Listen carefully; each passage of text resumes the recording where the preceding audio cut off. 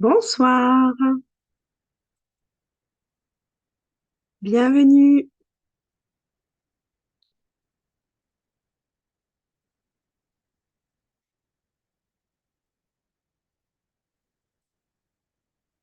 bienvenue. Est-ce que vous m'entendez? Ouais, super, nickel. Dans un premier temps, si vous voulez, vous pouvez mettre vos caméras et le son juste pour se dire bonsoir et puis après on coupera avec plaisir. Bonsoir. Bonsoir, ça fait plaisir, il y a des têtes connues. Alors, il y a plein de personnes qui ont des problèmes de réseau ce soir qui m'ont fait des messages pour me dire qu'ils ont des difficultés. Donc, logiquement, si tout va bien, il y aura le replay. Donc, dans tous les cas, je vous l'enverrai à la fin de cette petite conférence ce soir, hein. Voilà, donc on va patienter jusqu'à 21 heures que les dernières personnes puissent nous rejoindre. Si vous voulez, vous pouvez, dans le chat, vous présenter, me dire d'où vous êtes et si vous connaissez la méditation ou est-ce que ce soir c'est une découverte. Ça me permettra de savoir un petit peu comment je veux orienter mon propos en fonction de vos demandes ce soir.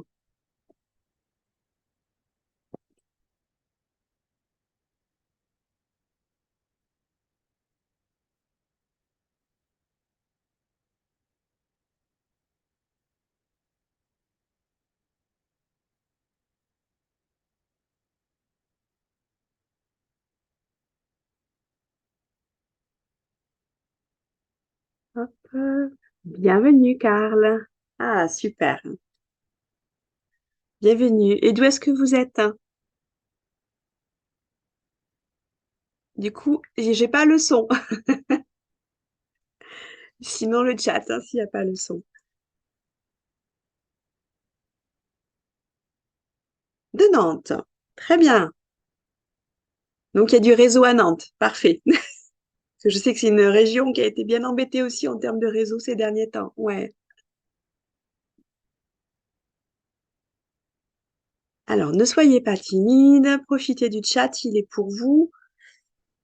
Alors, Fabienne d'Aubignan, que je connais, qui pratique, voilà, la méditation, mais de façon irrégulière. OK.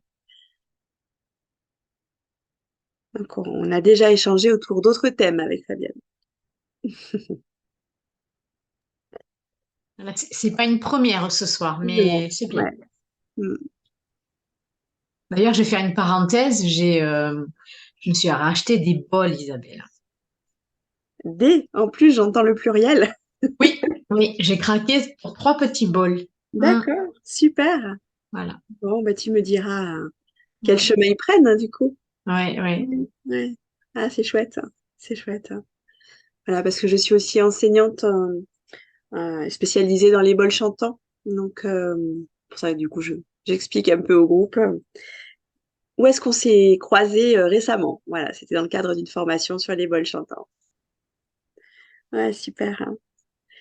Alors, les autres personnes, où il y a de la timidité ce soir ou un problème de réseau. On a encore 2, 3 minutes pour que vous puissiez me dire d'où vous êtes et si vous connaissez la méditation. Et puis après, je vais commencer par me présenter et puis vous parler de cette petite soirée que je vous ai organisée. Donc, on va parler un peu de la charge mentale, parce que peut-être ça partirait de là, la méditation, les envies de méditer. Vous me direz, en tout cas, si pour vous c'est le but. Je vous parlerai aussi un petit peu, un petit peu beaucoup de la méditation, en tout cas la façon dont moi je l'entends. Et puis surtout, on va pratiquer ensemble. On va méditer, voilà, un petit moment. Donc, je vous guiderai pendant cette pratique. Et ensuite, on essaiera je vous donnerai quelques petits conseils pour lever certains freins, peut-être que vous rencontrez dans votre quotidien. Et à la fin, je vous parlerai de la formation en ligne qui va être disponible là à partir de, alors, elle est à disposition à partir de ce soir et elle démarre officiellement dimanche. Voilà, donc c'est aussi l'objet de cette soirée, c'est de pouvoir vous l'expliquer pour les personnes qui sont intéressées. Il y a déjà eu une première session en septembre qui a été fortement intéressante avec un super groupe. Voilà, mais ça, je vous en parle tout à l'heure, hein. Alors, il est 21 heures. Bon, on va laisser les personnes arriver tranquillement. Voilà, si vous voulez dire d'où vous êtes dans le groupe, dans le chat, n'hésitez pas. Moi, je vais commencer. Donc, moi, je m'appelle Isabelle Serge. Je suis enseignante en méditation, donc spécialisée dans les bols chantants, coach de vie. Et j'avais envie de vous parler de la méditation parce que c'est un sujet qui me passionne depuis presque une quinzaine d'années maintenant. Peut-être vous expliquer comment je suis arrivée à la méditation parce que peut-être ça va vous parler. Il y a 12 ans, mon père est décédé subitement. Et ça a été bien sûr, hein, comme dans beaucoup de familles, un gros choc, hein, et je suis fille unique. Donc pendant toute cette période de deuil, en fait, je me suis énormément concentrée sur ma maman, ma famille. J'ai deux enfants, dont un qui était petit à ce moment-là. Et j'ai senti que c'était devenu très très difficile pour moi au niveau des émotions. J'avais l'impression que je m'étais complètement coupée de mes émotions. Ça a bien duré, je pense, presque 5 ans. L'impression d'avoir mon cœur qui s'était refermé et j'étais dans l'action, l'action, l'action. Je prenais en charge ma mère, je prenais en charge mes enfants, ma famille, mon travail. J'étais à fond jusqu'à ce qu'à un moment, je me suis rendu compte que j'étais vraiment en mode pilotage automatique. Je faisais les choses, mais alors il y avait plus grand-chose qui passait par le filtre des émotions et ça devenait vraiment compliqué pour moi dans le quotidien. Alors, je suis désolée, je vois qu'il y a un message de Delphine qui dit qu'elle n'entend rien du tout. Tout le monde entend tout? Vous m'entendez bien, hein? Oui. Donc, je pense que ça doit venir de chez toi, Delphine. Peut-être revoir quelques branchements. Du coup, je vais poursuivre. Donc, en fait, je me mettais une pression toute seule, en essayant d'être un peu la fille parfaite, la maman parfaite, la professionnelle parfaite. Et je sentais bien qu'il y avait quelque chose qui dérapait, mais je savais pas comment me raccrocher, en fait, pour me recentrer et revenir, en fait, sur l'essentiel de la vie. Parce qu'en fait, je pense que j'étais plus réellement ancrée dans la vie, dans la relation autour de moi. Et du coup, c'est au moment où j'étais dans une reconversion, coach de vie, etc. Et la philosophie bouddhiste, en fait, m'intéressait depuis de nombreuses années, mais j'avais jamais réellement plongé dans, dans cette philosophie. Et il y a un moine bouddhiste qui passait dans le Vaucluse et qui venait faire une conférence. Donc je me suis dit, tiens, ça peut être intéressant. Il va parler de méditation, ça m'intéresse. Est-ce que c'est pour moi? Je ne sais pas. Est-ce que c'est cette forme-là? Je ne sais pas. Voilà, j'ai eu envie d'y aller. Et puis, les choses ont été faites ainsi. Ce moine, il y a eu un empêchement de santé. La conférence a été annulée et la personne qui organisait cette conférence m'a contactée en me disant, la conférence est annulée, elle est reportée en 6 mois plus tard, mais en fait, elle est reportée sous forme de formation et non plus de conférence. C'est 5 jours entiers sur le calme mental. Je me suis dit, mais moi, je voulais juste découvrir la méditation pendant 2 heures. Là, tu me proposes 5 jours. Et puis, je me suis dit, peut-être que j'ai besoin d'aller pendant 5 jours découvrir et couper, en fait, avec mon quotidien, avec cette course effrénée que je menais depuis plusieurs mois. Et je me suis lancée. C'est-à-dire qu'il n'y a eu aucun frein dans ma famille, aucun frein dans mon travail. J'ai pu y aller. Et là, j'ai vraiment découvert ce qu'était la méditation auprès de Lama Samten, donc, qui est un maître bouddhiste tibétain, qui est donc réfugié au Québec et qui venait en France faire des conférences, qui vient encore de temps en temps. Et ça a été une passion et une brèche qui s'est ouverte dans ma vie parce qu'en fait, pendant ces 5 jours, eh bien, j'ai réappris à me reconnecter en fait à moi-même, à me reconnecter à mes émotions, à me reconnecter à mon entourage, à la vie en général. Et ça a été une vraie révélation. Et là, je me suis lancée donc dans la formation pour devenir enseignante à ses côtés, mais pas que. C'est-à-dire que j'ai voulu vraiment, mais ça je vais en parler un peu après, faire découvrir, enfin découvrir pour moi et ensuite pour les autres, la méditation un peu sous toutes ses formes. Donc je vais hop, partager cela. Voilà. Donc ça a été un moment où beaucoup de choses ont changé pour moi. Le moment où la méditation est entrée dans ma vie. Hop, voilà. Et donc, je me suis, voilà, vous voyez là ma centaine qui arrive en image, formée en parallèle auprès de Christophe André, de Fabrice Midal, de Martin Bilodeau. Euh, et j'organise des séjours bien-être dans le Luberon. J'organise également des voyages en Inde, au Népal. Il y en a un prochain l'année prochaine, en octobre 2024. J'ai créé plusieurs outils autour de la méditation, le jeu de cartes méditative. Il y a deux livres, le premier qui reprend le jeu de cartes et le deuxième qui est J'apprends à méditer avec les mantras. Et bientôt, j'apprends à méditer avec les bols chantants. Euh, Hop. Et tout ça pour vous dire que je pense que c'était la charge mentale qui était à l'origine, en tout cas pour moi, de cette déconnexion à mes émotions, en plus de cette période de deuil où vraiment ça a été compliqué. Donc je me suis intéressée un peu à la charge mentale. Je pense que ça doit vous parler, la charge mentale. Voilà, j'aime bien cette petite illustration d'un principe en sociologie qui nous parle de la gestion quotidienne d'un foyer, mais pas que, donc du quotidien, mais la réalisation de tâches et de planification, mais ça concerne aussi le travail, ça concerne la vie de famille, ça concerne un tas de choses. On a tendance à dire que ça concerne beaucoup les femmes, mais bien sûr, on ne va pas en faire une généralité parce que ça concerne de plus en plus de monde. Et je pense que dans ce monde un peu moderne dans lequel nous vivons, cette société où on est aussi happé par de nombreuses notifications, et ben notre charge mentale, elle s'amplifie au quotidien. Et c'est comment on peut arriver à se débarrasser un peu de cette charge mentale parce qu'il y a des conséquences à cette charge mentale. Sur le plan cognitif, on a des pertes de mémoire, on a des troubles de l'attention, difficile de se concentrer. Au niveau émotionnel, on est de plus en plus irritable, vulnérable au stress, on peut être découragé, on a l'impression qu'on n'est plus capable de faire face aux choses. On est tendu, que ce soit dans toutes les sphères de la vie. Et puis au plan physique, on va commencer à développer peut-être des douleurs, des troubles du sommeil, etc. Donc c'est important de repérer un peu ces trois niveaux, au niveau cognitif, émotionnel et au niveau physique, s'il y a des choses qui se passent pour vous ou pour votre entourage, parce que peut-être que ce sont les signes du début d'une surcharge mentale. Il vous parle, ce petit hamster là qui tourne, c'est Serge Marquis qui nous en parle, il l'appelle le pansouillard. Le pansouillard, c'est ce petit hamster qui tourne dans notre tête au quotidien, qui peut nous empêcher de dormir, qui nous empêche de réfléchir. Et ce petit hamster, ce petit pansouillard, il laisse aussi des pansouillures. Hein.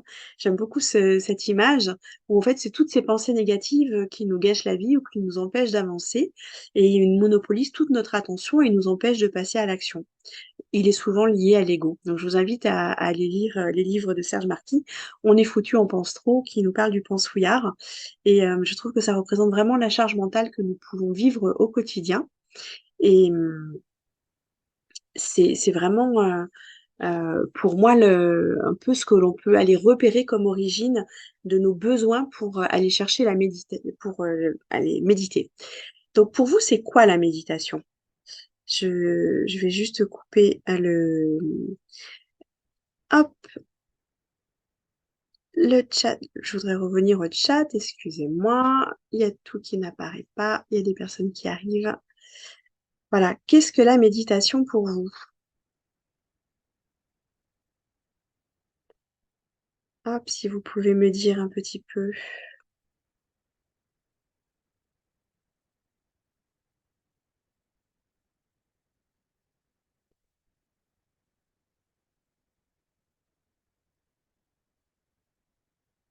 Une connexion à l'univers et à soi.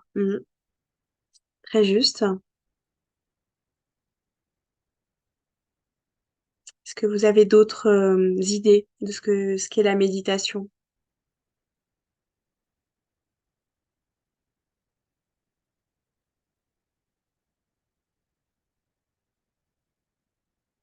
Vous êtes timide, hein, ce soir. Du coup, je vais poursuivre, mais n'hésitez pas à marquer un état de détachement et de reconnexion à son moi intérieur, un retour au calme. Ouais. Oui, oui, c'est tout à fait lié à ça. La méditation, il y a cette petite phrase qui dit qu'on a demandé à Bouddha, qu'as-tu gagné grâce à la méditation? Et il aurait répondu, bah rien. Mais cependant, laisse-moi te dire ce que j'ai perdu. perdu la colère, la dépression, la folie, la peur d'être vieux et celle de mourir. Je trouvais que c'était assez joli comme petite définition de la méditation. Un lâcher prise sur le temps qui passe, oui, sur le temps et puis pas que, sur un tas de choses, hein, sur un lâcher prise sur beaucoup de choses de notre quotidien. Lâcher prise avec l'ego surtout aussi, mais on va y revenir. Juste, je voulais vous parler quelques minutes de l'origine de la méditation, avant de vous dire concrètement ce que c'est. Euh, Elle a plusieurs traditions. Dans l'hindouisme, on retrouve la méditation, dans le bouddhisme, dans le zen, on retrouve la méditation de manière plus contemporaine, dans la méditation transcendantale, avec Deepak Chopra aussi, avec le son primordial, bien sûr la mindfulness avec John Kabat-Zinn, Ama avec l'amour inconditionnel. Je vais revenir sur John Kabat-Zinn parce que c'est quand même un personnage très important pour la méditation aujourd'hui. Et puis en France, si on voulait recentrer encore plus, Christophe André, Thich Nhat Hanh qui nous a quittés l'année dernière pour nous parler de pleine conscience.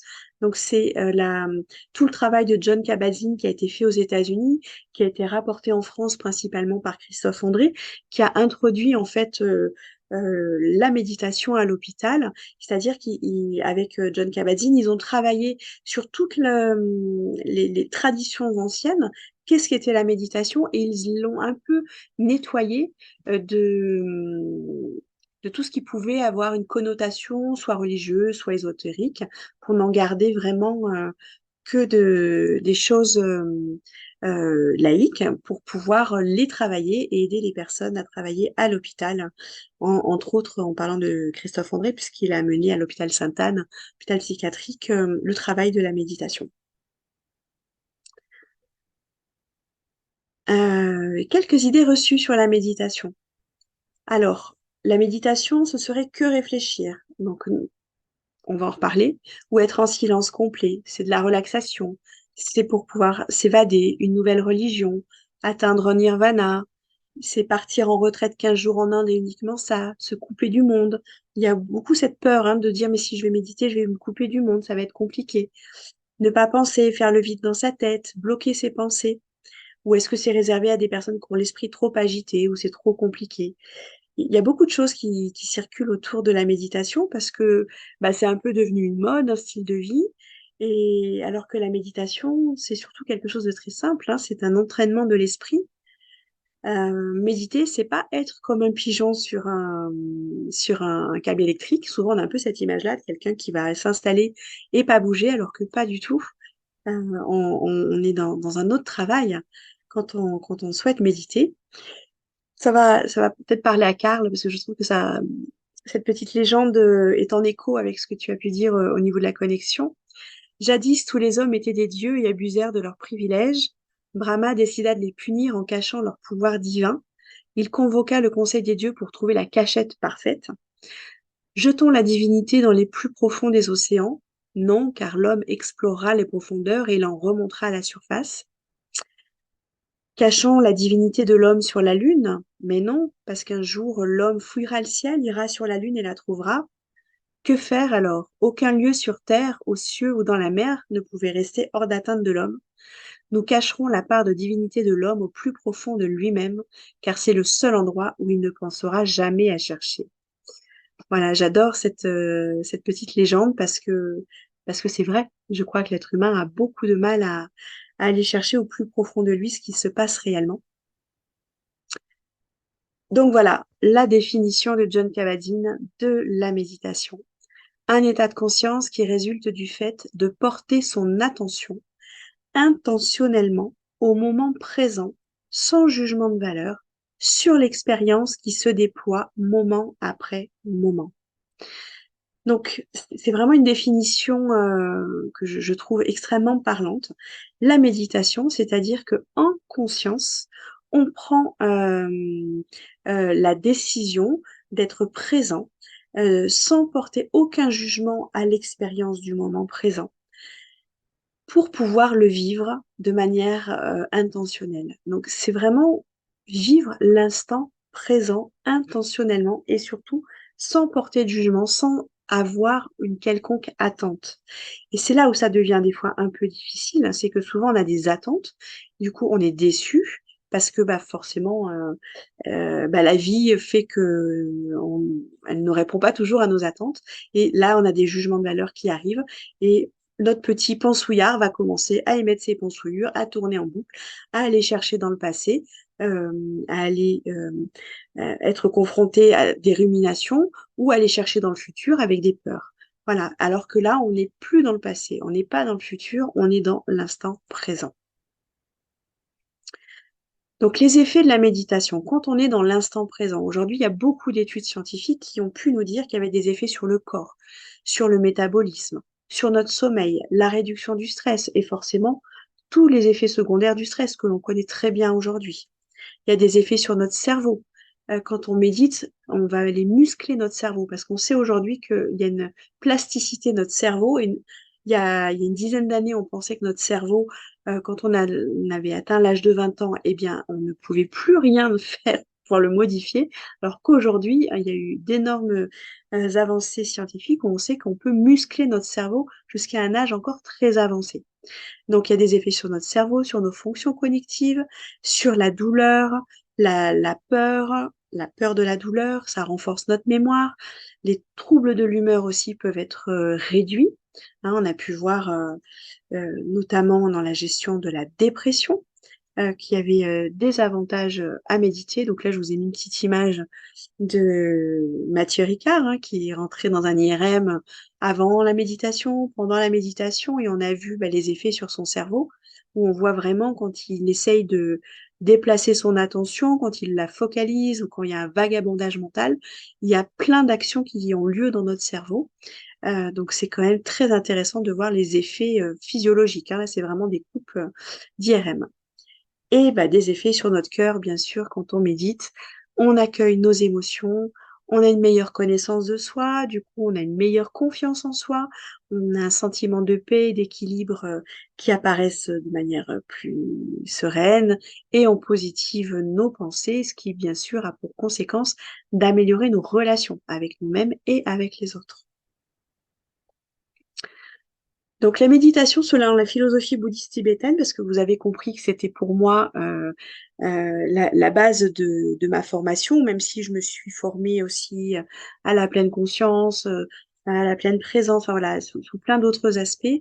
Mais j'aime beaucoup la façon dont la philosophie bouddhiste tibétaine nous parle de la méditation, parce que pour les bouddhistes, l'être humain, sa seule recherche dans la vie, c'est de trouver le bonheur. Et pour pouvoir trouver le bonheur, c'est d'être libéré de la souffrance et des causes de la souffrance. Et pour pouvoir réaliser que nous souffrons et qu'il y a des causes à cette souffrance, et bien sûr, du coup, il y a des remèdes, et bien c'est grâce à la méditation. Parce que comme on va s'arrêter intentionnellement sur notre quotidien, on va pouvoir repérer nos douleurs dans le corps, nos douleurs psychologiques, et on va pouvoir aller réfléchir d'où viennent-elles et ensuite aller trouver les antidotes, les remèdes à notre souffrance. Donc voilà un petit peu rapidement ce qu'est pour moi la méditation. Est-ce que ça vous parle? Est-ce que ce sont des choses qui font écho avec déjà la vision que vous aviez de la méditation?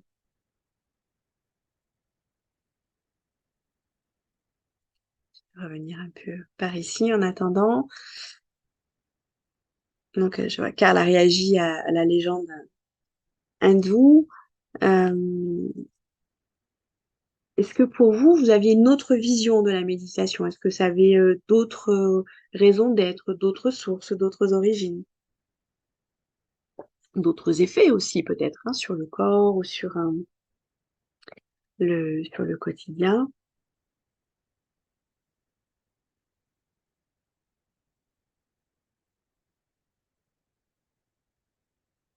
Ça vous parle jusque-là? Je vois, est-ce que vous avez des questions déjà sur la méditation? Sur les idées reçues peut-être? Qu'est-ce que méditer? Ou est-ce que ça y est, vous êtes prêt et vous voulez vous lancer dans la pratique? Les mots qui résonnent, une méditation qui m'apaise et me motive. Mhm. Oui, la méditation, elle est là aussi pour apaiser, pour motiver. Par rapport au mot apaisement, c'est vrai que je voudrais juste revenir sur quelque chose qui est en lien avec la relaxation, parce que souvent, il y a une confusion entre la méditation et la relaxation.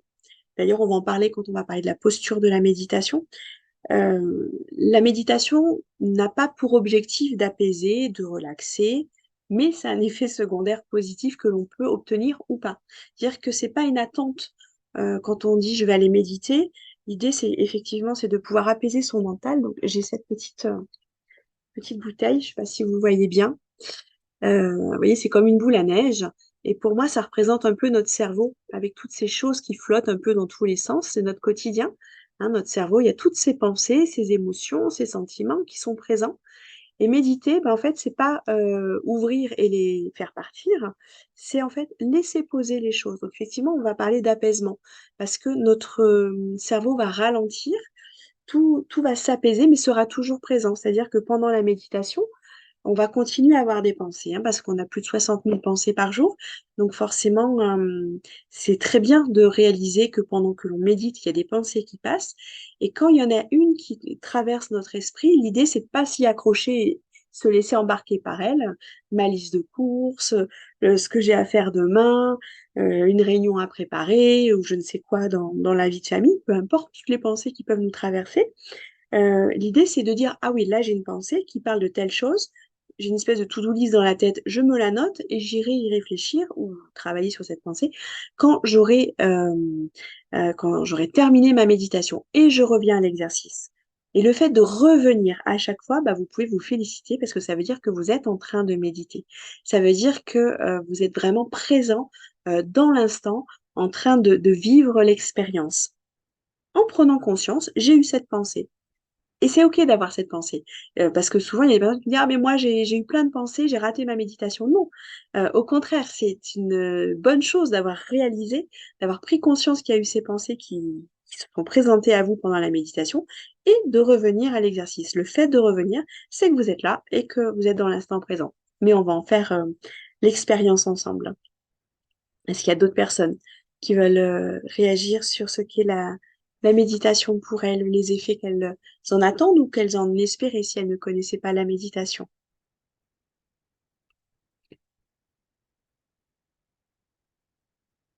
Pas pour l'instant? Eh ben, peut-être qu'on va aller pratiquer et puis vous me direz après vos ressentis. Ce qui est important, c'est de savoir pourquoi vous avez envie de méditer. C'est ce qui va vous aider, on va en parler après pour lever les freins, euh, pour pouvoir aller chercher la motivation pour continuer à méditer. Parce que si c'est méditer parce que bah, c'est à la mode, parce que c'est chouette, les copains, les copines le font, non, c'est important, c'est de se dire pourquoi j'ai besoin d'aller méditer. Qu'est-ce que je recherche dans la méditation? De quoi ai-je besoin pour améliorer bah, ma relation avec moi-même, ma relation avec les autres, avec mes émotions, etc. Donc ça, c'est vraiment important de savoir pourquoi je le fais pour pouvoir ensuite se raccrocher à cette motivation. Il y a Sabine qui nous dit, je débute, mon objectif est d'apprendre d'être en conscience. Eh oui, ça, je crois que c'est le travail d'une vie, donc c'est super déjà de savoir que c'est pour ça que tu souhaites méditer, d'être en conscience. Parce que, bah, effectivement, on est en mode pilotage automatique très régulièrement. Il y a un exercice souvent que je propose, et du coup, je vous en parle là. Euh, on le retrouve dans le jeu de cartes méditative, c'est la douche en conscience. J'aime bien poser cette question quand on... La dernière fois que vous avez pris votre douche, avec combien de personnes l'avez-vous prise? Alors attention, hein, pas de malentendu sur ce que je suis en train d'évoquer.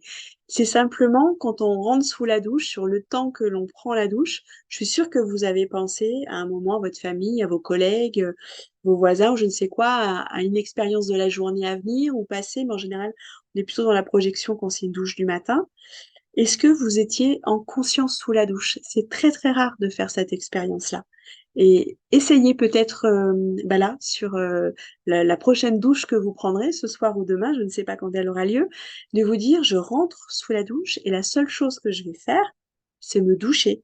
C'est-à-dire que je vais être en conscience avec le contact de l'eau sur ma peau, le contact du savon, est-ce que j'ai un gant, est-ce que j'ai une brosse, peu importe, avec les odeurs, quelles sont toutes les senteurs qu'il va y avoir sous cette douche, le bruit de l'eau.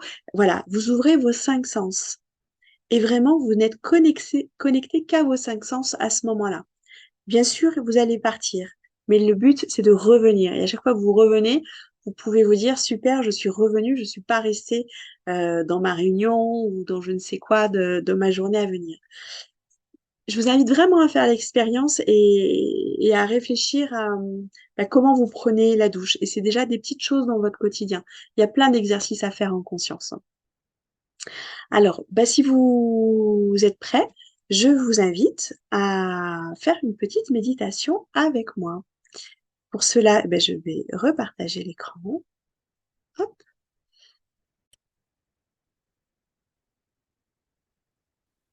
voilà. Pour pouvoir pratiquer, ben, vous pouvez être soit assis sur une chaise, soit sur un petit banc si vous êtes équipé, mais là, c'est pas du tout une obligation. Sur un petit coussin, si vous êtes sur un canapé, il n'y a pas de problème. Pour cela, la seule contrainte que je vous invite à être conscient, c'est à ne pas vous adosser. C'est-à-dire si vous êtes sur une chaise ou sur le canapé, vous restez le dos bien droit pour pouvoir avoir une bonne circulation de votre énergie et de votre respiration, de votre souffle. Ça, c'est très important. De vous positionner au bord de la chaise, les jambes parallèles, les genoux légèrement plus bas que le bassin. Vous pouvez aussi plier les jambes sous le siège si c'est possible pour vous, mais l'idée, c'est vraiment d'être bien droit. Si vous êtes sur un coussin, de la même façon, l'idée est de se positionner plutôt sur le bord du coussin, les jambes croisées ou de chaque côté du coussin ou du banc, pour pouvoir avoir le dos bien droit et que le bassin puisse faire une légère bascule vers l'avant, pour avoir la colonne bien droite et ne pas avoir mal au dos. Donc, installez-vous bien confortablement sur votre assise et on va faire un exercice de souffle, un exercice de visualisation, une petite pépite et le chant d'un mantra. Avant de commencer, juste je vous parle 2 minutes des mantras. Les mantras, moi je les propose comme un outil de méditation, un outil qui va vous permettre de calmer votre mental parce qu'il va se centrer sur une phrase en sanskrit. Je ne suis pas sûre que vous parlez le sanskrit et du coup votre mental il va un peu bugger parce qu'il va pas comprendre.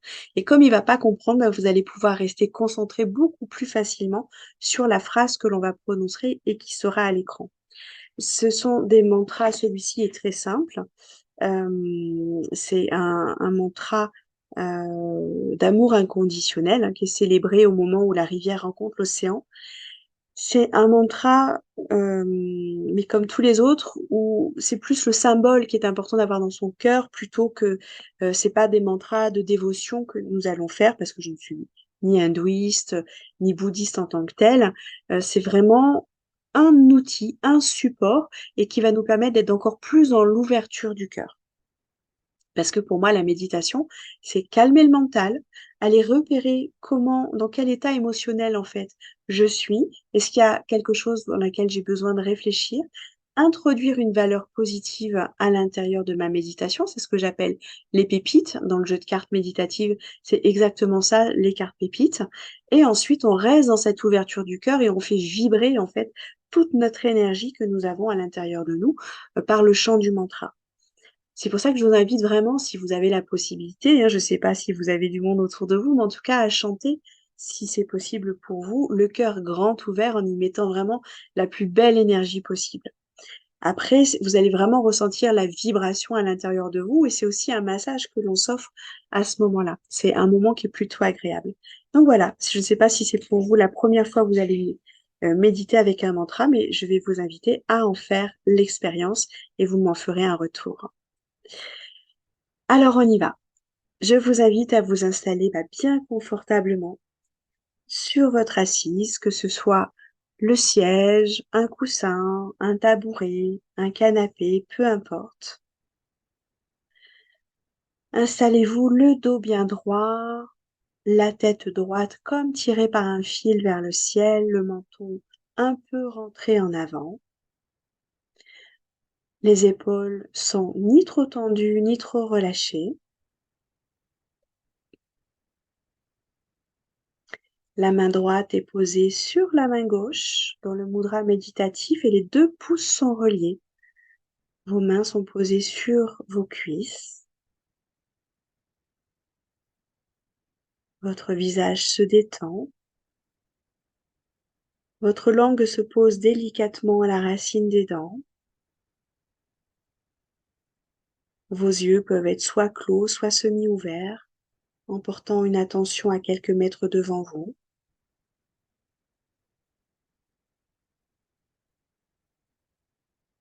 Et on va commencer juste quelques instants à accepter de ne rien faire.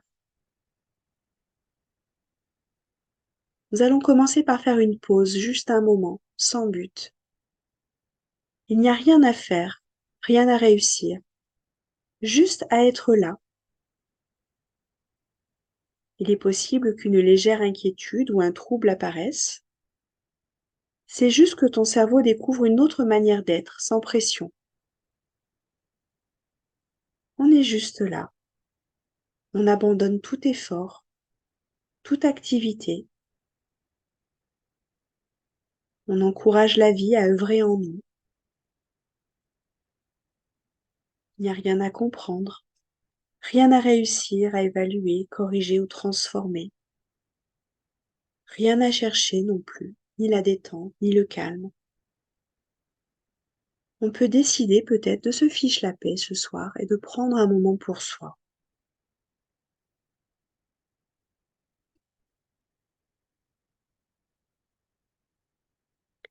Pour cela, je t'invite à observer ton environnement dans lequel tu es installé ce soir.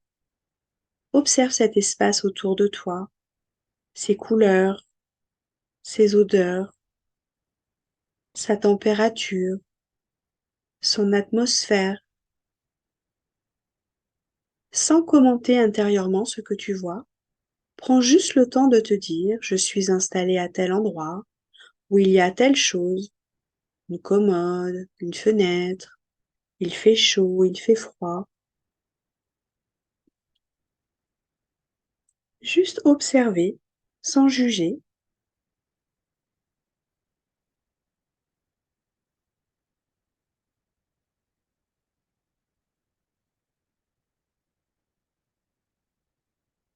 Tu peux aussi être à l'écoute du monde, des sons lointains ou proches. Peut-être entends-tu des bruits, une voiture, c'est ok. Un oiseau, c'est ok.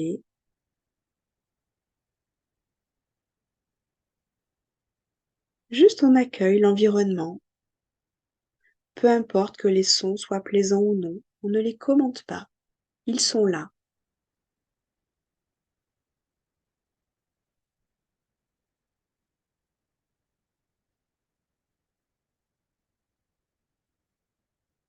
Puis maintenant, on va prendre le temps de laisser ton corps prendre sa place en portant ton attention sur tes sensations corporelles.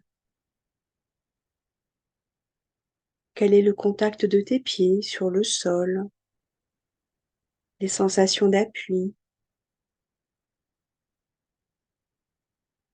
sans le poids de ton corps qui s'installe sur ton assise. Et en étant bien installé dans la posture, imagine que ton corps est comme une montagne, simple et naturelle, ancrée, immobile et solide. Lorsqu'une sensation se manifeste dans une partie du corps, note simplement cette présence, sans essayer de la provoquer ni de la faire disparaître. Une sensation est simplement une sensation.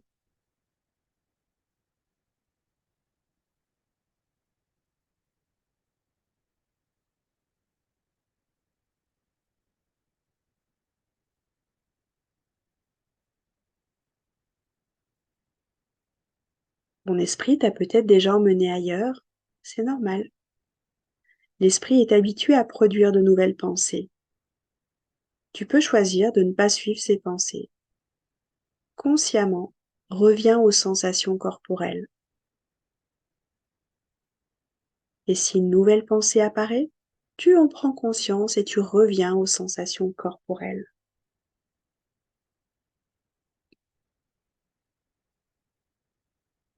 Ton corps et ta poitrine sont ouverts au monde. Et c'est bon d'avoir un corps, même si parfois tu ressens de l'inconfort, des tensions ou des douleurs. C'est bon d'être là, d'être vivant.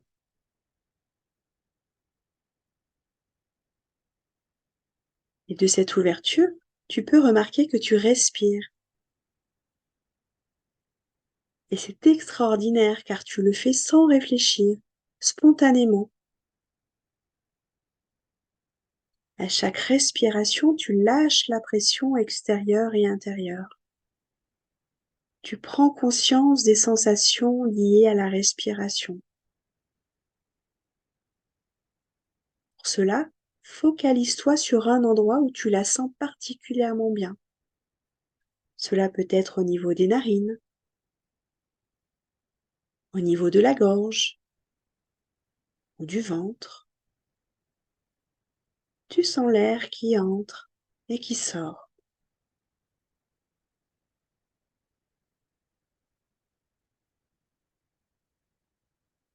Peut-être l'air est-il plus frais à chaque inspiration, plus tiède et humide à chaque expiration. Surtout, ne cherche pas à modifier la respiration. Peut-être que tu constateras que le simple fait de porter ton attention sur la respiration la modifie, mais ce n'est pas l'objectif.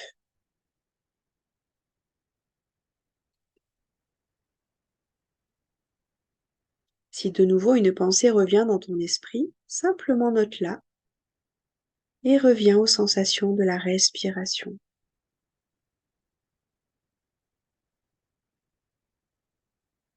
Tu peux accompagner ton souffle, aller à sa rencontre. Est-ce que c'est la même chose quand tu inspires et quand tu expires? Est-ce la même expérience?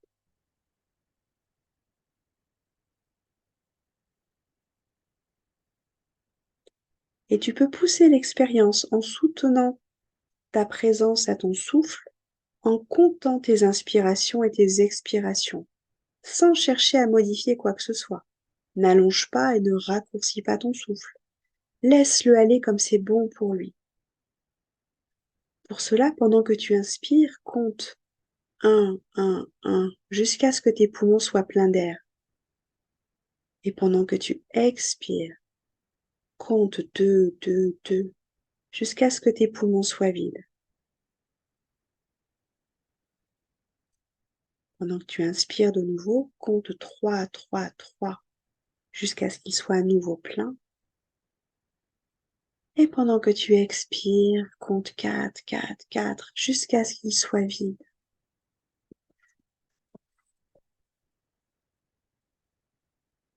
Et continue ainsi jusqu'à 10.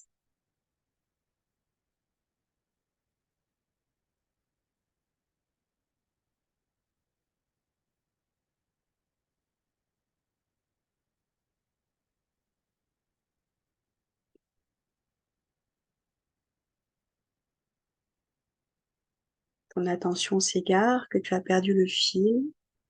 Reviens au compte en repartant de 0.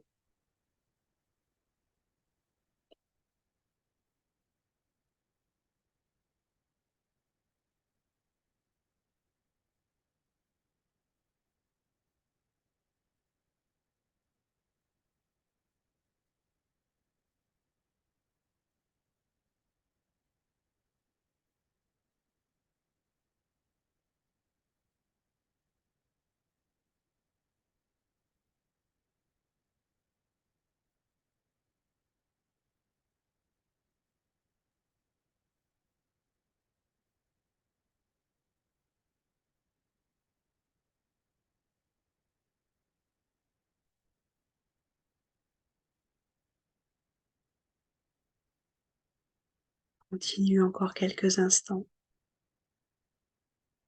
C'est la vie en nous qui s'anime et on maintient ainsi, grâce à notre souffle, toutes nos fonctions vitales.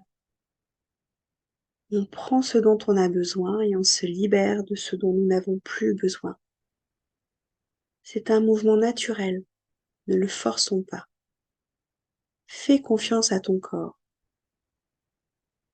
C'est bon de respirer en conscience et compter nous aide.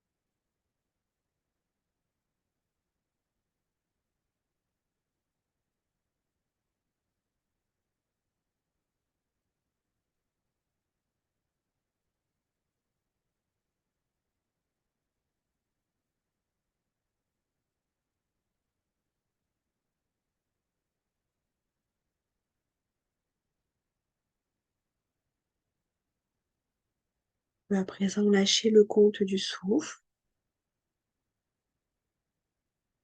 et diriger ton attention sur ton esprit en continuant à respirer calmement. Et pour aider ton esprit à se relâcher, je t'invite à fixer quelques instants la flamme vacillante et dansante de cette bougie à l'écran. Porte un regard doux sur cette flamme. Ta concentration sur la flamme te permet petit à petit peut-être de ressentir sa chaleur, de percevoir sa lumière comme un reflet de ta lumière intérieure.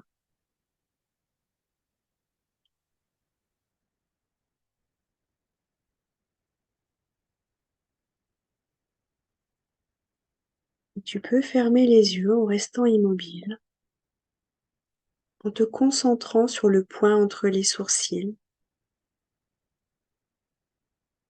et à projeter sur ton écran intérieur cette image mentale bien claire de cette bougie qui va se dessiner. Essaye de visualiser la flamme de cette bougie devant toi, à ressentir la chaleur, sa lumière, à rester concentré sur une image stable et lumineuse devant toi.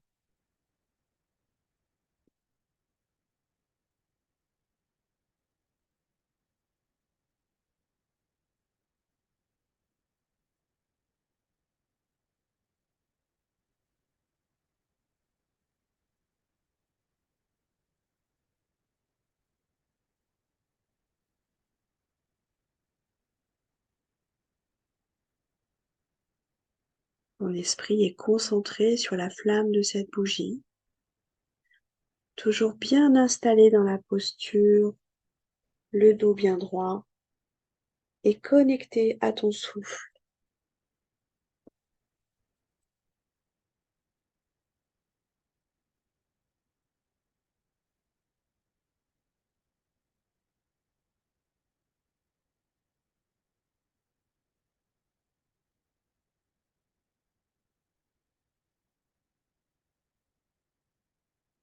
Si des pensées arrivent, ramène ton attention sur la visualisation de cette flamme.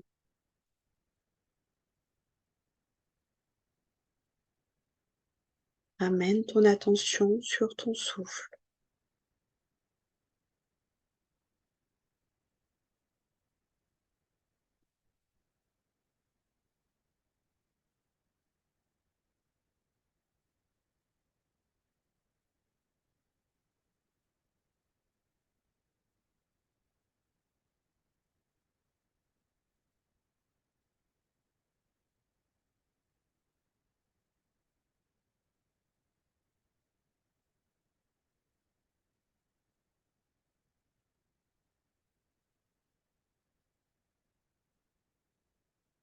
Et puis tranquillement, je t'invite à laisser cette flamme s'évaporer et toujours connecté à ta respiration, tu vas pouvoir déplacer ton attention vers la zone de ton cœur et mets tranquillement l'idée que la source de lumière illumine ton cœur de l'intérieur et attire toute ton attention vers l'intérieur. Sens-toi immergé dans l'amour et la lumière dans ton cœur.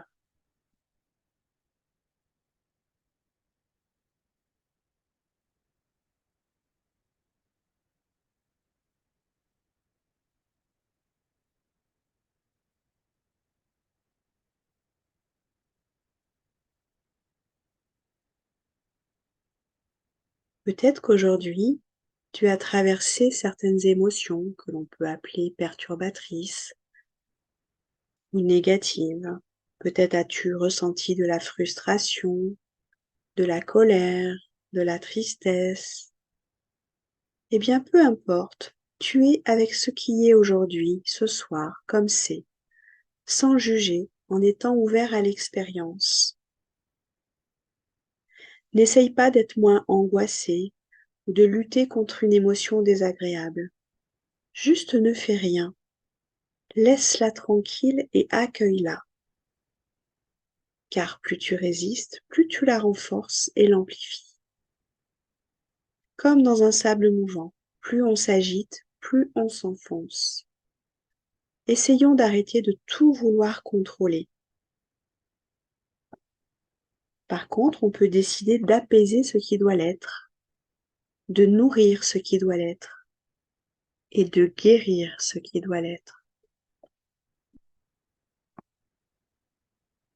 Alors le cœur grand ouvert, je t'invite à le remplir de compassion pour ton souffle, de compassion pour ton corps, de compassion pour ton être.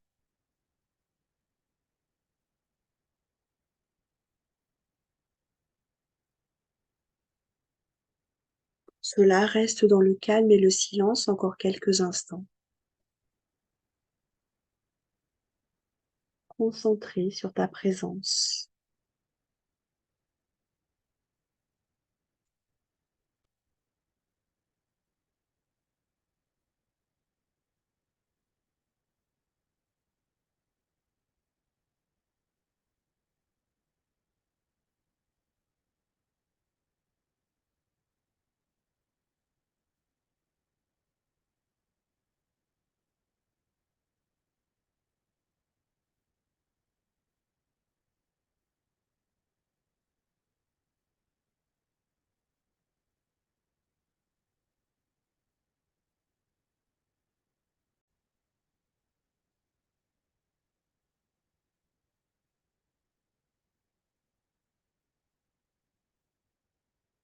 Tranquillement, nous allons introduire le mantra Yemaha Asesu.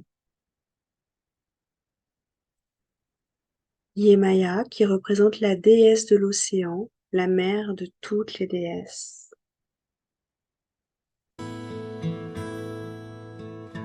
Yemaya Asesu, Asesu Yemaya, Yemaya Olodo, Olodo Yemaya, Yemaya Asesu,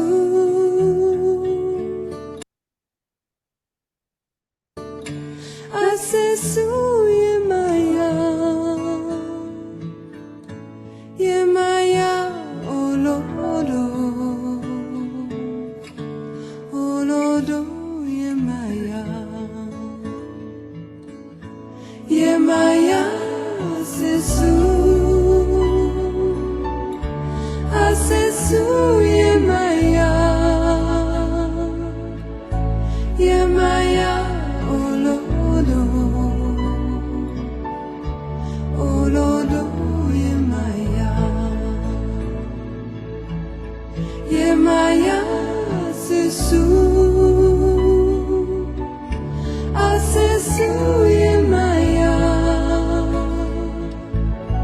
Yemaya, Olodo, Olodo, Yemaya,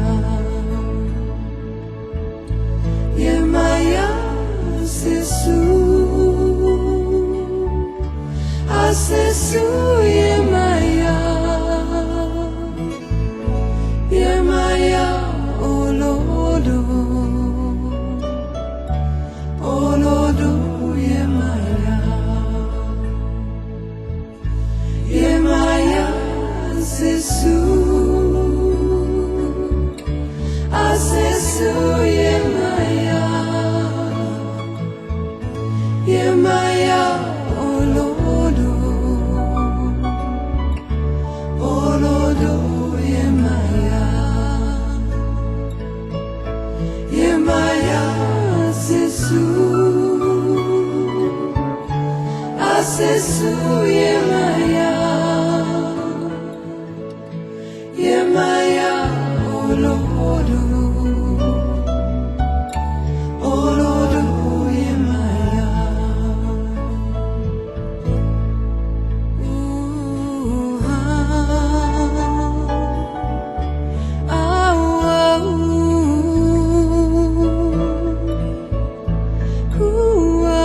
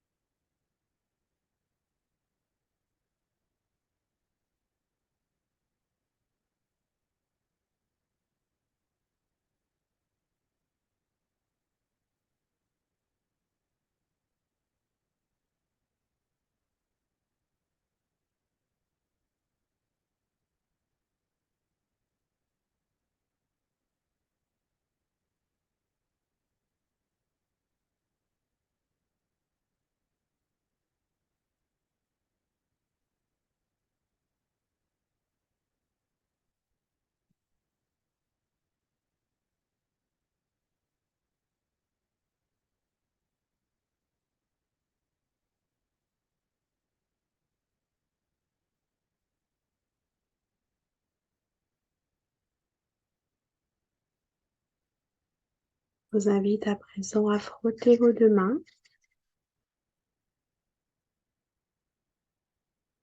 Posez vos mains en mudra de prière sur la poitrine, les deux pouces contre votre torse.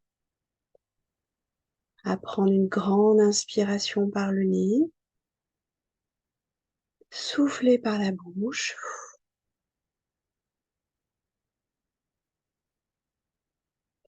Et à prendre une nouvelle grande inspiration, nous allons chanter 3 fois le son Om. Om.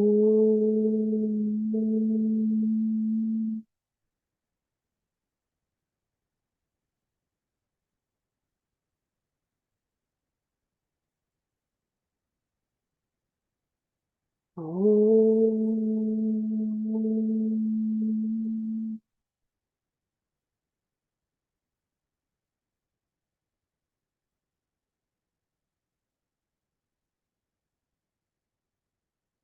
Om.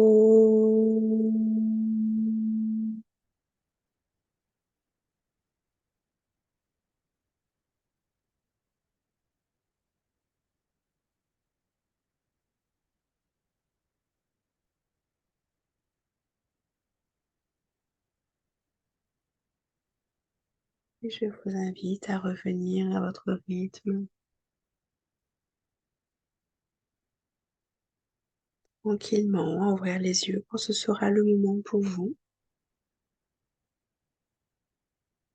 où vous pouvez vous féliciter parce que vous avez médité une demi-heure.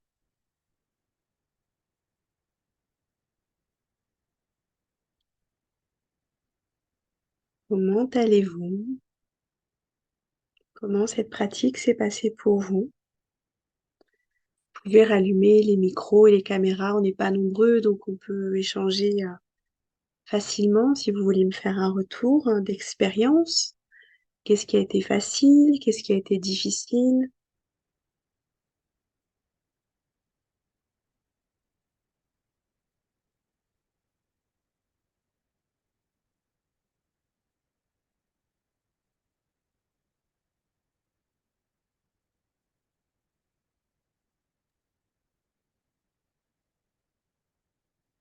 Fabienne, tu as envie de commencer? Ben oui, je vois qu'il y a que moi qui ai ouvert le micro. Euh, un peu compliqué au début, mais je trouvais pas ma position en fait, parce que j'ai mal au dos. J'ai une Mhm. douleur dans le dos qui dure depuis quelque temps là. Ouais. Donc voilà, j'avais du mal et si tu veux, j'avais ça Mhm. qui est très présent au début. Mais après, moi je trouve que le fait de compter, ça m'arrive aussi de le faire. C'est super parce que le Mhm. cerveau, il se connecte que là-dessus et du coup, bah, tout ce qui se passe autour, Eh oui. tu y penses plus, quoi. Donc ça m'a bien permis de me recentrer. Et je trouvais ça très agréable. Et ce mantra, je le connais et Ouais. je trouve qu'il est hyper puissant. Il est doux, hein? Ouais, il est Mm. agréable ce mantra. Alors les douleurs, c'est bien que tu en parles parce que il y a nos douleurs chroniques que l'on connaît et qui étaient là au début puis qui est partie, sachant que il ne s'est rien passé au milieu. Et des fois, c'est le mental qui vient nous ramener ces petites douleurs pour dire mais t'as pas autre chose à le faire, va t'occuper de cette douleur, va t'occuper d'autre chose. Alors là, c'est une douleur, mais ça peut être des chatouilles, des gratouilles, ça peut être des tensions qui apparaissent dans les épaules, qui apparaissent dans les chevilles. Voilà, donc ce que je vous invite à faire quand il y a des douleurs qui arrivent, c'est à ne pas y réagir tout de suite. Parce que si à chaque fois qu'il se passe quelque chose, eh bien, on réagit, le corps, il va renvoyer d'autres stimuli pour pouvoir nous obliger, en fait, parce que son but, c'est qu'on arrête de méditer. Il aime pas ça, le mental, parce que du coup, il perd un peu le contrôle sur nous. Donc, c'est important de ne pas réagir. Des fois, on se dit, ah, c'est la posture, si je changeais ma jambe de place, etc. Donc, l'idée, c'est de ne pas réagir. Et si vraiment l'inconfort persiste, l'idée, c'est pas de se faire du mal non plus. Et dans ce cas-là, on change de position. Mais voilà, ou comme une chatouille qui arrive, souvent il y a des choses dans les pieds, dans le bas du dos, voilà. Et c'est d'essayer de résister. Et c'est un exercice qui nous permet aussi de contrôler aussi autrement les choses dans la vie et de pas être dans action-réaction systématiquement et de passer par une zone de je me pose, je vois ce qui se passe réellement. Est-ce que j'ai une vraie douleur? Est-ce que j'ai raison du coup de bouger? Parce que oui, si l'idée c'est pas de se faire mal, ou est-ce que c'est juste mon mental qui essaye de me perturber? Voilà, donc ça c'est souvent des choses qui arrivent, hein. Et la visualisation de la bougie, pour toi, ça a été la flamme? Oui, oui, oui. Ouais, Oui, ouais, c'est ouais. facile la visualisation. Oui, oui, c'est pareil, je le pratique aussi avec une vraie bougie. Et puis Oui. après, c'est vrai que quand tu fermes les yeux, bah, tu continues à la voir. Mm. Et ouais, ouais, même avec des sensations qui arrivent. Ouais. Alors la bougie, c'est vraiment magique hein, pour ça, parce qu'on a vraiment l'image. Oh, pardon. Pardon. La bougie, ça aide parce qu'en plus, l'image va s'imprégner sur notre rétine. C'est plus difficile. J'aurais pu vous donner une autre image, comme dans le jeu de cartes où il y a d'autres images à visualiser. Il y en a qui sont plus compliquées que d'autres à visualiser. Mais après, on est plus ou moins sensible et aisé dans la visualisation. Il y a des personnes qui n'arrivent pas du tout, et puis d'autres qui visualisent sans aucune difficulté. Donc, c'est que la bougie, quand on débute, c'est Mm, assez magique. Mm. mm.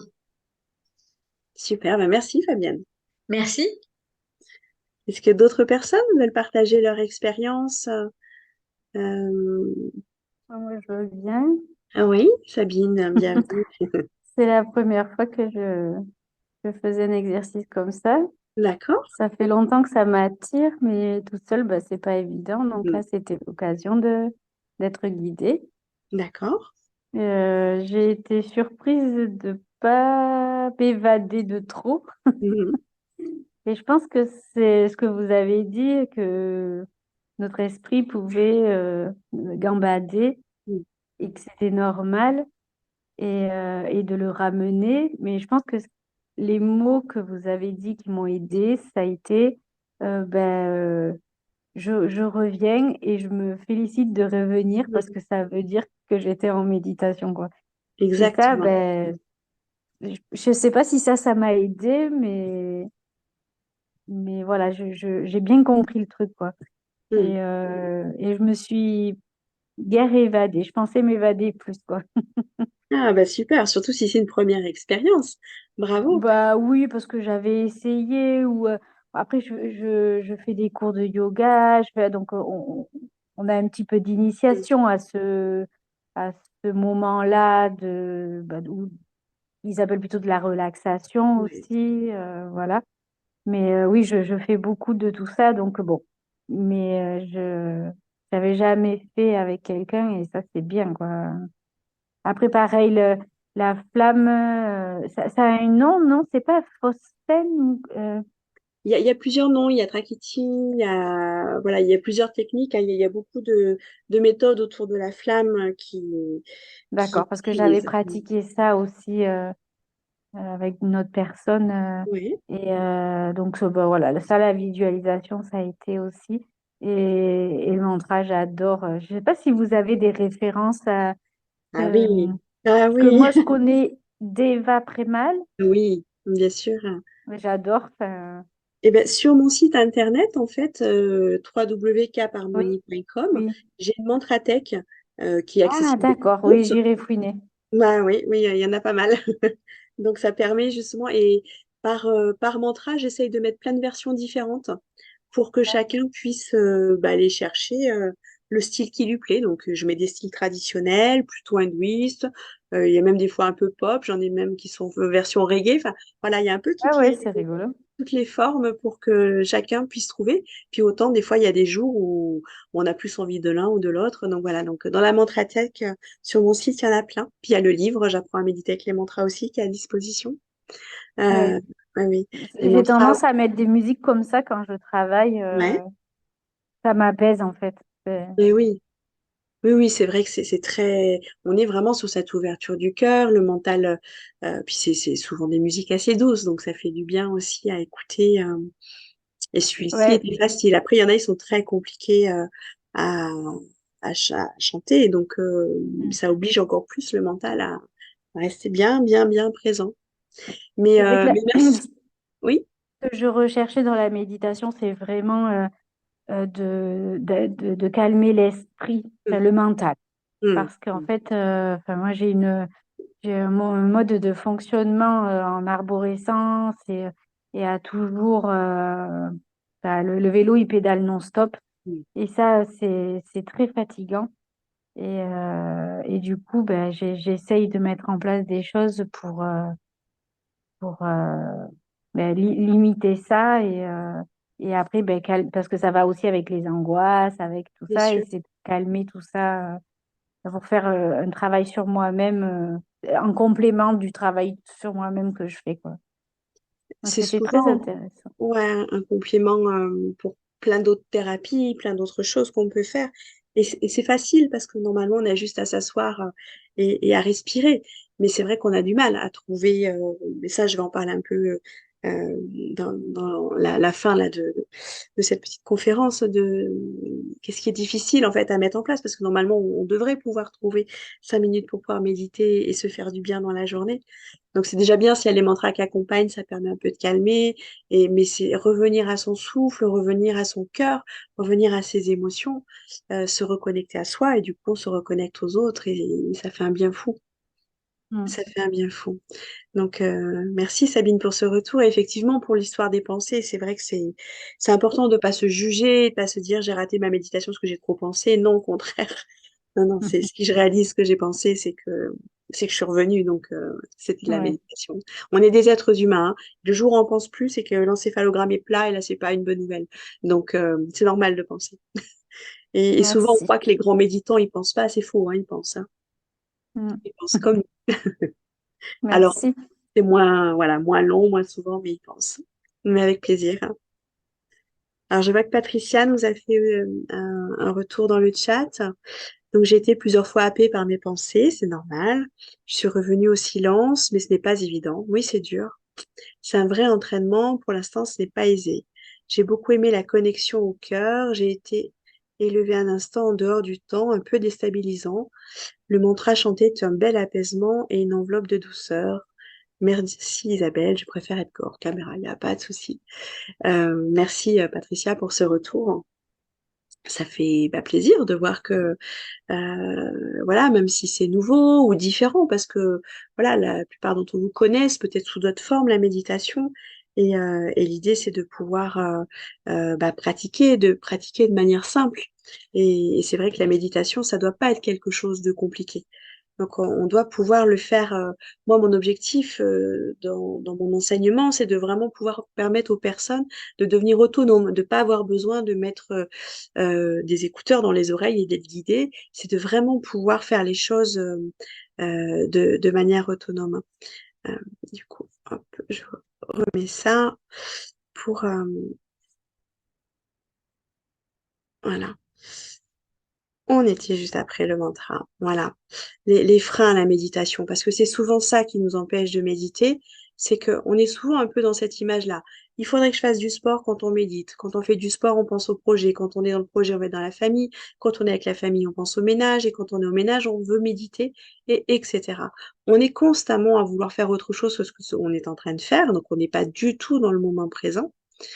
Et ça, c'est vraiment difficile. Et l'idée, c'est de se dire que nous ne sommes pas nos pensées. Il faut vraiment faire la différence entre nos pensées et nous-mêmes et notre esprit. Et souvent, on est un peu dans la confusion entre les deux. Et c'est pour ça qu'on se laisse embarquer dans un tas de choses et qu'on n'est plus dans la maîtrise de notre esprit. Et puis, c'est aussi apprendre à dire non aux autres et oui à soi. Parce que ça, c'est difficile pour beaucoup de personnes. Et du coup, quand on dit oui aux autres, eh ben, on dit non à nous. Donc, c'est comment, en disant non aux autres et oui à soi, c'est surtout un grand oui à soi. Et ben, c'est oui, je vais prendre 5 minutes pour moi.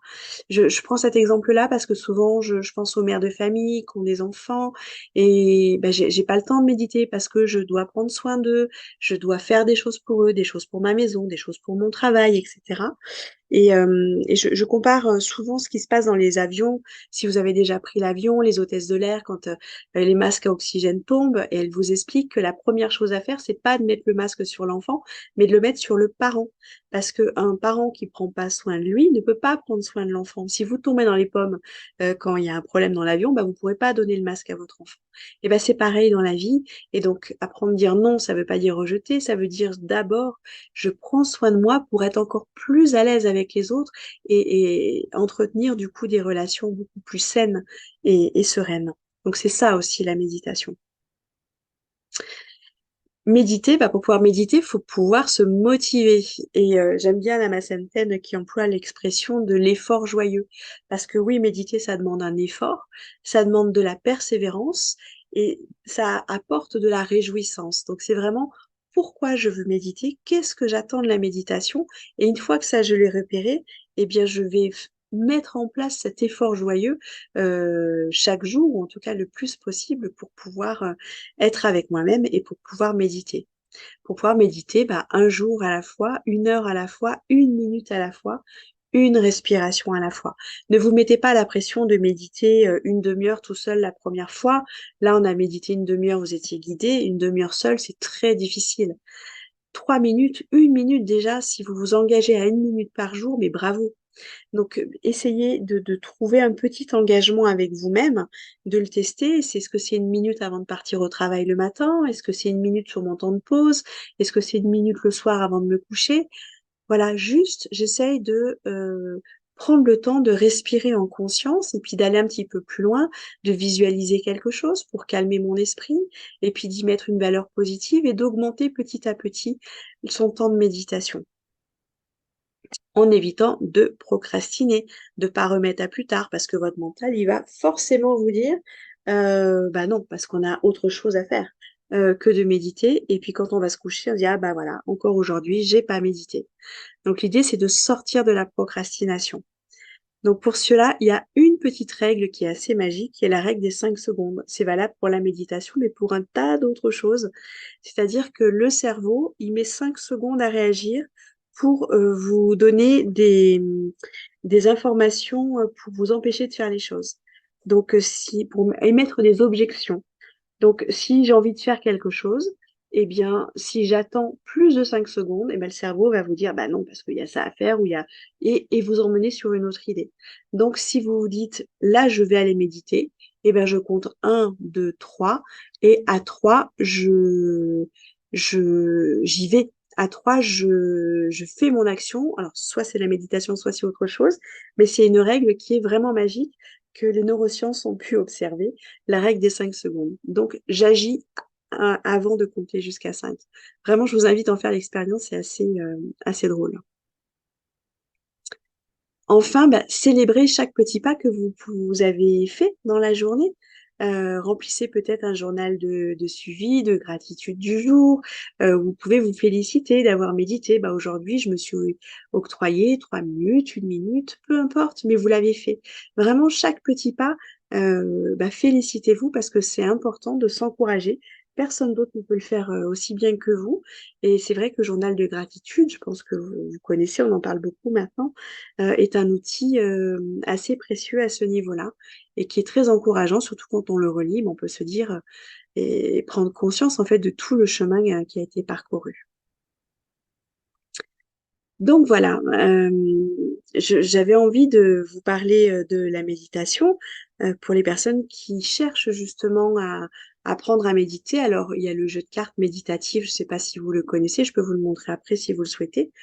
Et il y a cette formation en ligne, J'apprends à méditer, qui démarre réellement là dimanche. Il y a déjà eu une première session, on va dire un peu de test, qui a eu lieu en septembre avec un premier groupe de 18 personnes.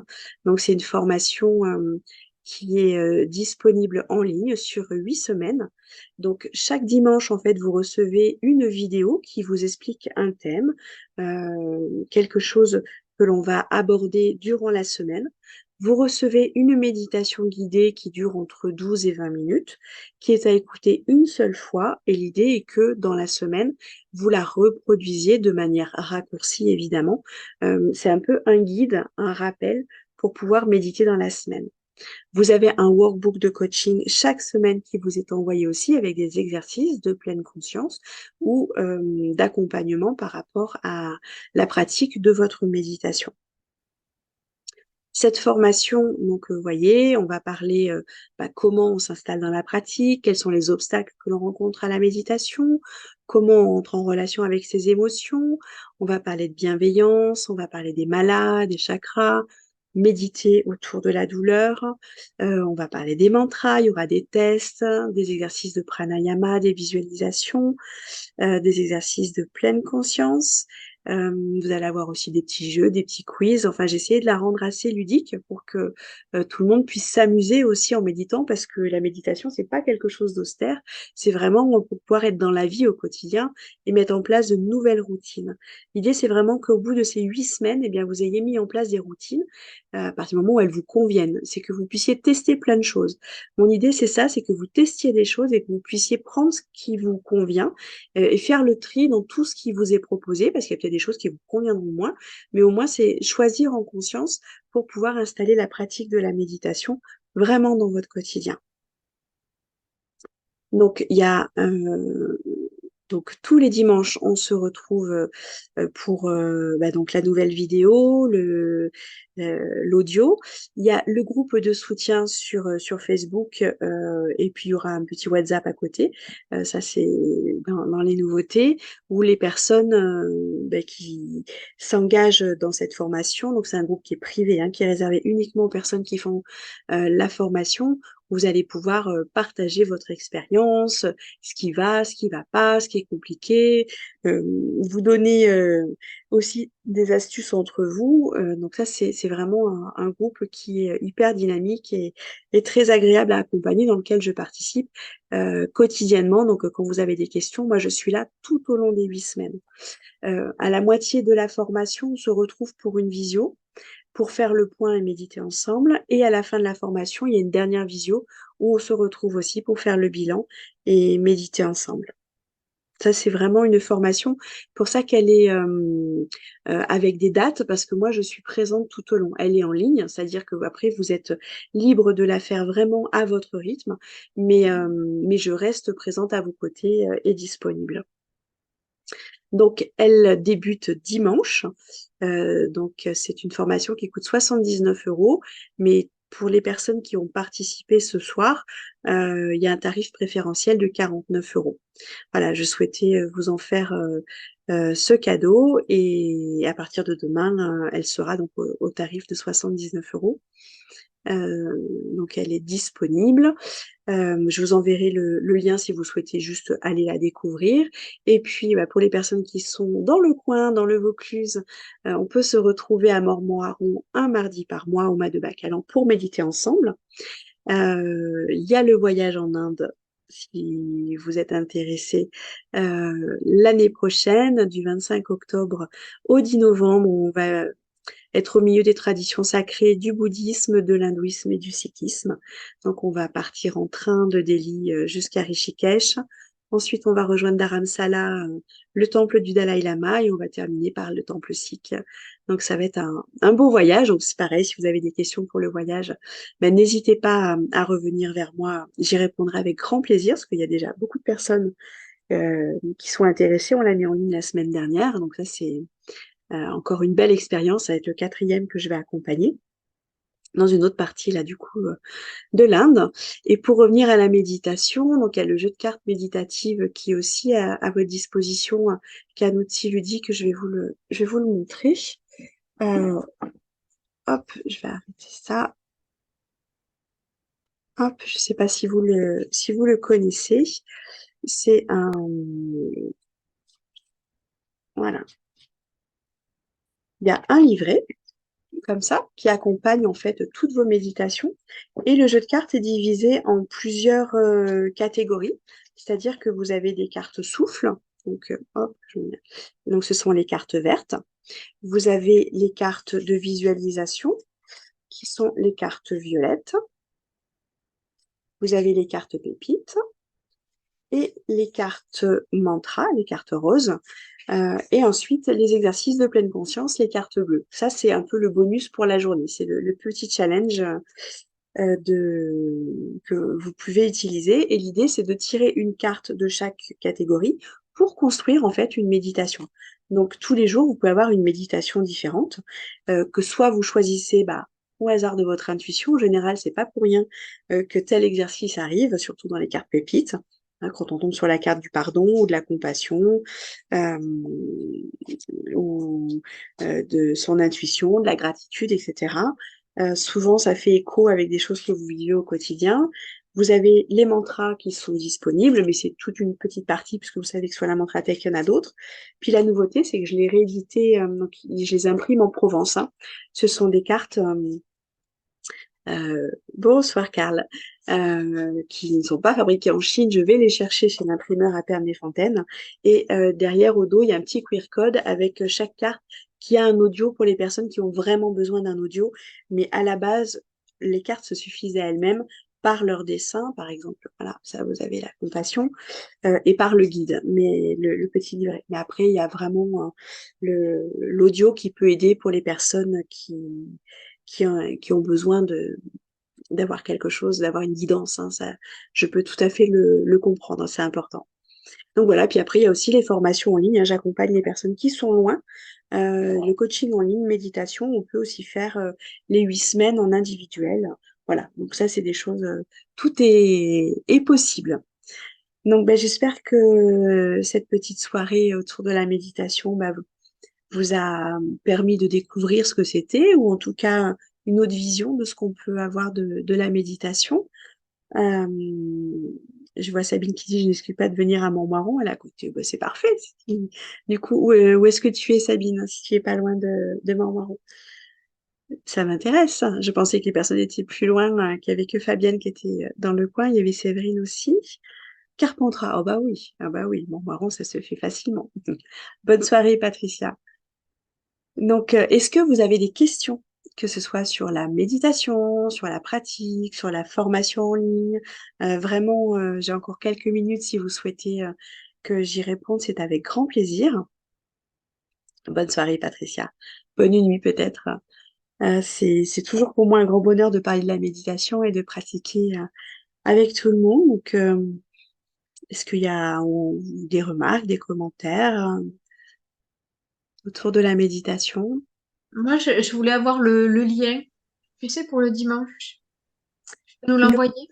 le lien pour la formation en ligne? Oui. Oui, oui, oui. Ben, je vais faire un mail où dedans il y aura le replay de ce Ok, soir et il y aura le lien de la formation en ligne. Ouais, ok. il va partir tout à l'heure. Je vais essayer de récupérer le replay, je vais voir si j'y arrive pour pouvoir le mettre dedans. Oui, oui, mais avec plaisir, hein.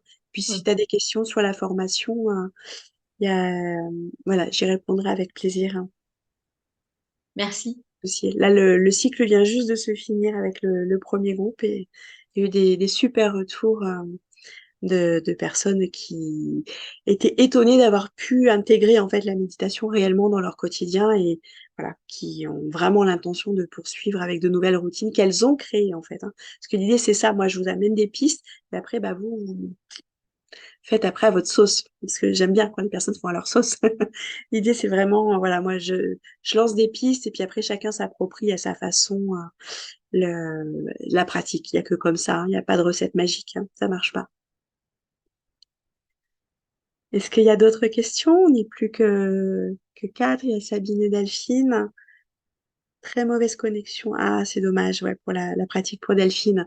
Bah, j'espère que le replay, du coup, peut-être sera plus accessible pour toi. Tu pourras refaire la pratique, Delphine. Euh, voilà, avec plaisir, hein. Bon, eh ben, il me reste à vous souhaiter une belle soirée, peut-être de belles pratiques de méditation, et puis bah, au plaisir de vous retrouver soit à Montmoiron, soit en ligne, soit lors de stages ou de voyages. Ce sera toujours avec grand plaisir. Je vous souhaite une bonne soirée et je vous dis à très bientôt, hein.